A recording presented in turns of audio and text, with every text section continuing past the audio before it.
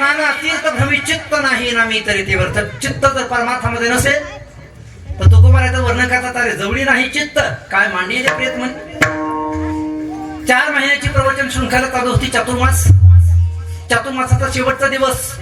एक म्हातारी आली आणि नेमकी खांबाजवळची जागा पकडली आधी सगळे शेवटच्या दिवशी चातुर्मासाच्या आणि खांबाजवळची जागा पकडली टेकायला मिळतं ना कथा चालू असताना महाराजाची कथा चालू आहे म्हातारी खांबाला टेकून बसलेली आहे कथा चालू असताना काय झालं माहिती नाही ऐका हुम हुम करोती तिरुद्ध कंठकोहरात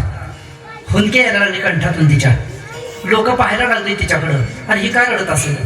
थोड्या वेळाने एवढी मोठ्याने रडायला लागली की आता तर कथाकाराचंही लक्ष तिच्याकडे गेलं आणि त्यांनी लवकर कथा आटोपली सगळे निघून गेले प्रवचनकार कथाकार महाराज त्या माऊलीजवळ गेले दर्शन घेतलं आणि म्हणतायत धन्य आहे तुम्ही माऊली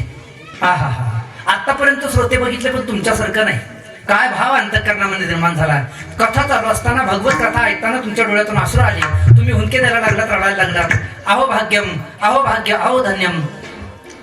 ते माता माऊलीनं सांगितलं म्हणजे महाराज तुमचा फार मोठा गैरसमज झालाय हा भाव भक्ती वगैरे असं काय नाही तुम्ही जे सांगताय ना असं काही नाही मग तुम्ही रडत का होतात महाराजांनी विचारलं तिनं सांगितलं म्हणजे महाराज तुम्ही ज्या वेळेला प्रवचन करत होतात ना लक्ष देऊन ऐका तुम्ही ज्या वेळेला प्रवचन करत होतात ना त्यावेळेला बोलत असताना तुमची दाढी हलत होती आणि त्या हलणारी तुमची दाढी पाहिली आणि मला माझ्या मेलेल्या बोकडाची आठवण झाली त्याची अशीच दाढी होती छोटीशी काही खात असताना अशीच तुमच्यासारखी चालायची म्हणे दाढी त्याची तुमची दाढी पाहिली आणि मला माझ्या बोकडाची आठवण झाली मला सांगा कथा ऐकत असताना जर घरच्या बोकडाची आठवण होत असेल